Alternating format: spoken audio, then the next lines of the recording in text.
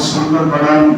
আল্লাহ রাব্বুল আলামিন তিনি কি পবিত্র, তিনি পবিত্রতাকে পছন্দ করেন। যে আমরা মুসলমান, আল্লাহ রাব্বুল আলামিন আমাদেরকে পবিত্র কোরআন কারিমের দ্বারা অনেক কিছু শিক্ষা দিয়েছেন। এই কোরআন কারিমে আপনার সকল বিষয়ে আল্লাহ রাব্বুল আলামিন এই পবিত্র কোরআন কারিম কি করেছেন, লিপিবদ্ধ করেছেন।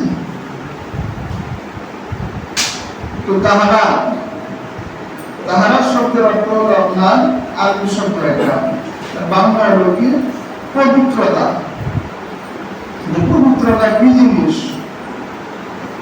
আল্লাহ রাব্বুল আলামিন নিজে আমরা সালাতে আসি, নামাজে আসছি, যে নামাজ হলো কি বেহেশতের চাবি। as-salatu মিফতাহুল জান্নাহ, নামাজ হলো কি বেহেশতের চাবি। আর আপনার ওযু হলো কি নামাজের চাবি। আপনার যদি ওযু ঠিক হয়ে যায় তাহলে আপনার নামাজ ঠিক হয়ে যাবে। তো ওযুর কি গুরুত্ব?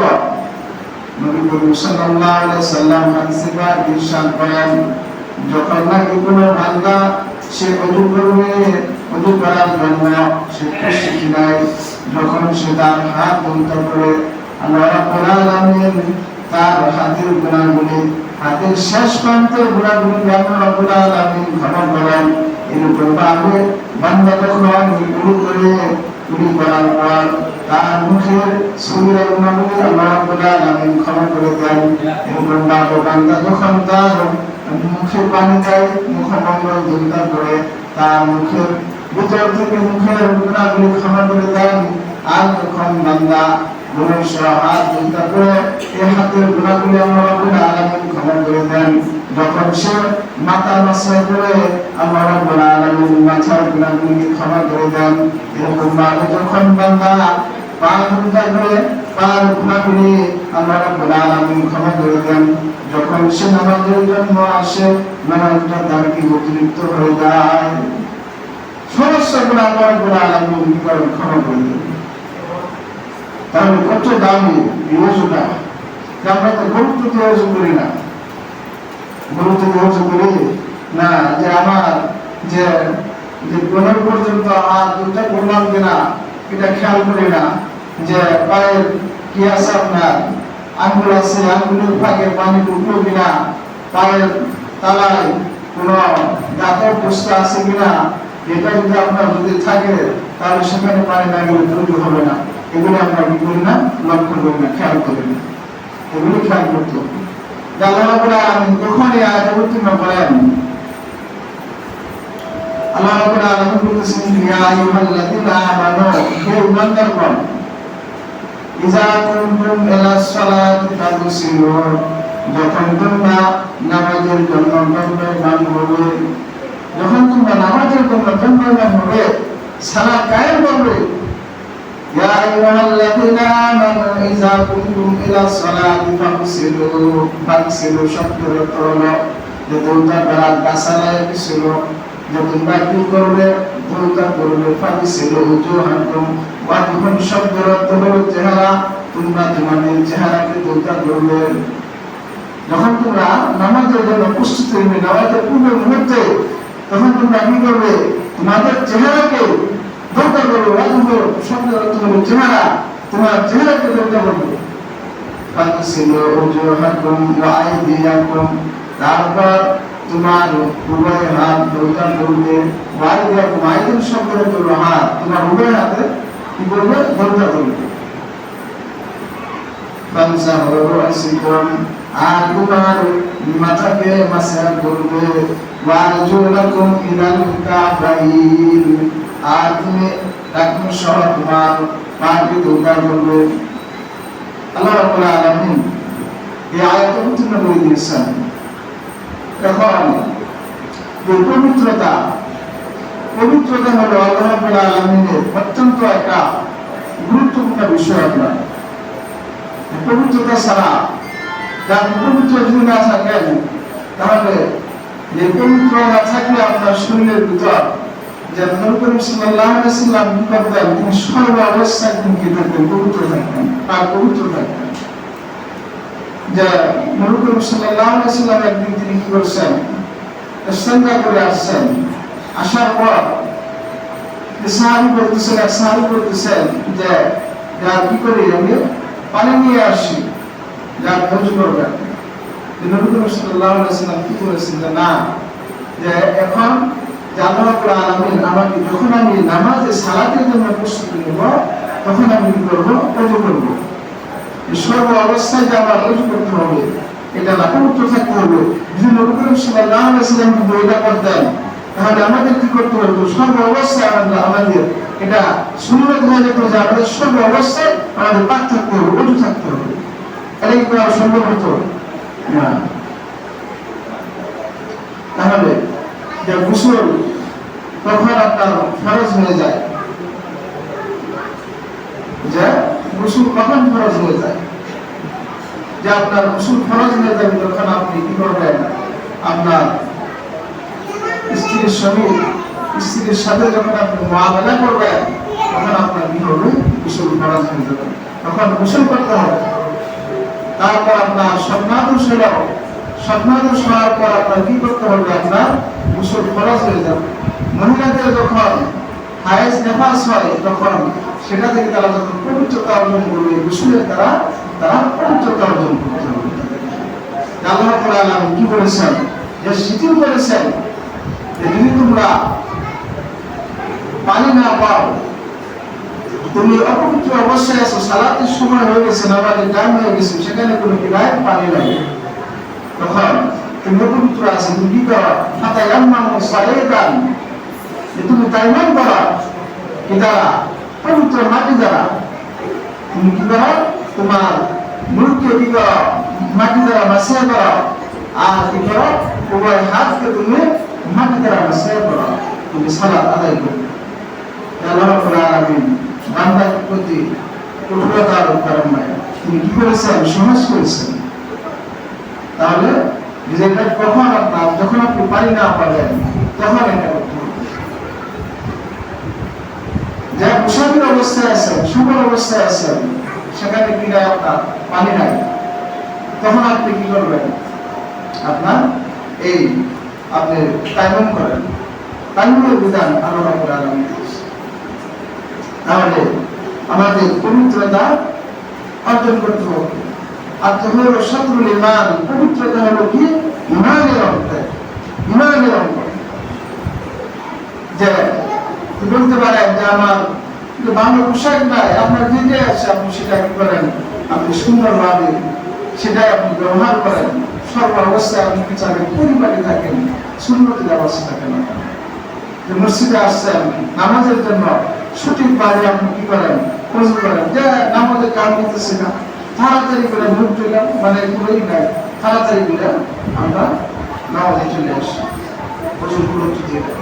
এই ওযু যদি আপনার সঠিক হয়ে যায় তাহলে আপনার সালাতও সঠিক হয়ে যাবে। এই ওযুর কারণে আমাদের সালাত হয়। কাজে আমাদের কি করতে হবে, ওযুকে সঠিকভাবে করতে হবে।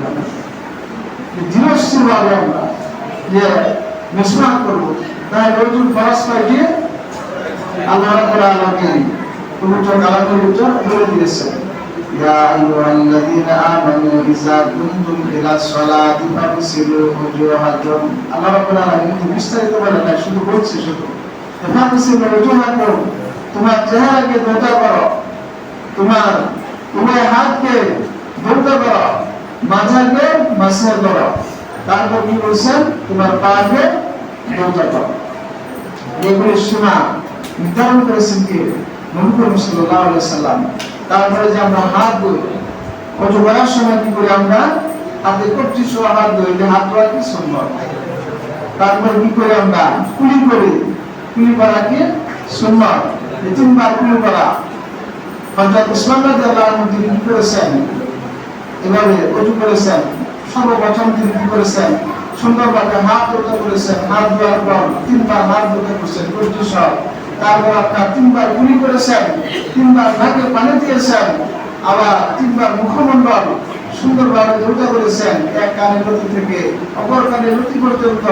এভাবে তিনি উভয় হাত তিনবার কুলি সহ কি করেছেন, তিনি ধৌত করেছেন, মাথাকে মাসা করেছেন।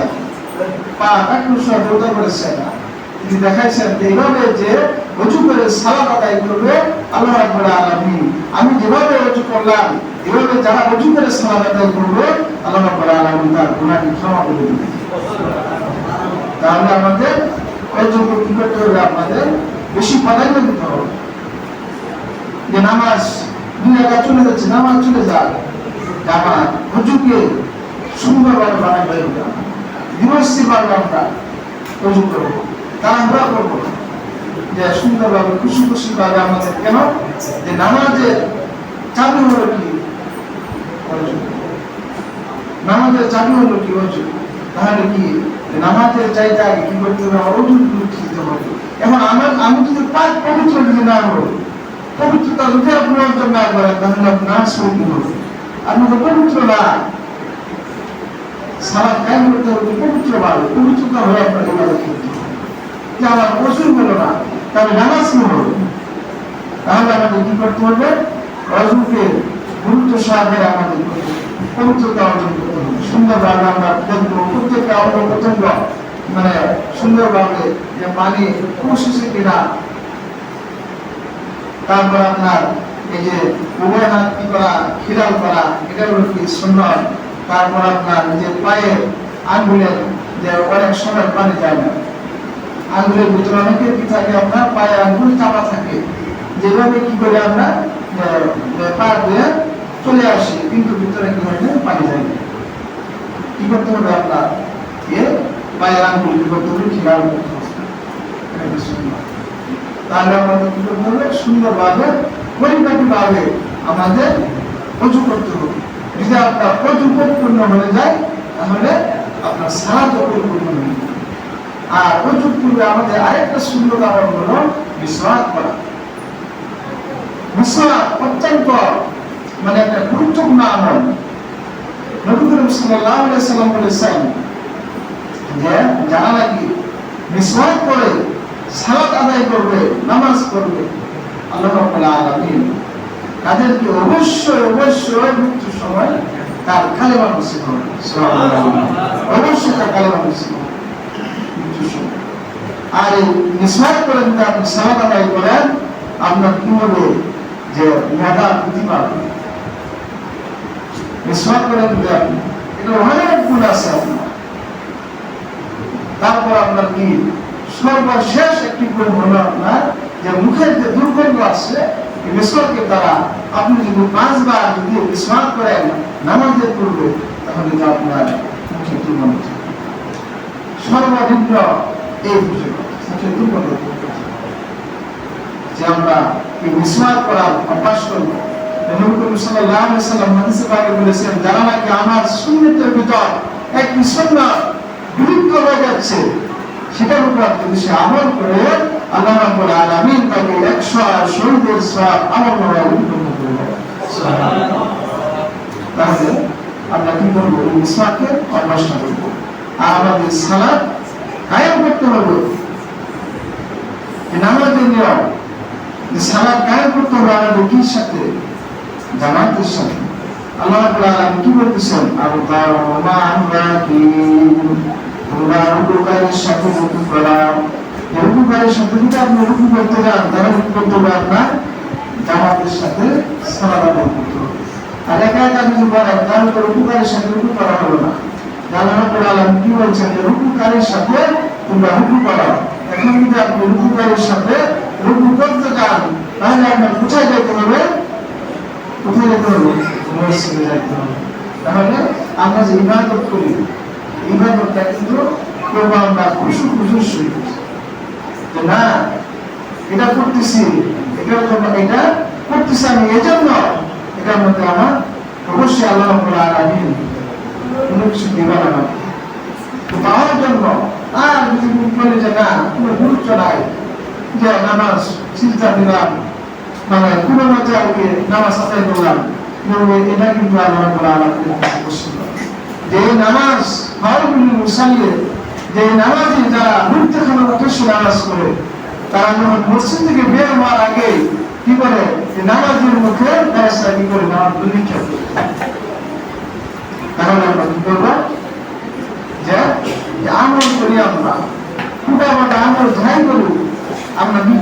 ইমানের সঙ্গে গুরুত্বের সঙ্গে আমরা আমল করব। কথাগুলো গুরুত্ব দিয়ে শুনবেন। তাহলে আমরা কি করবো? যে আমল করবো, অল্প আমল করেন আপনি। এত করা প্রয়োজন না, যেটুকু করবেন আপনি ইখলাসের সঙ্গে। কাকে সন্তুষ্টির জন্য? কাকে সন্তুষ্টির জন্য করবেন?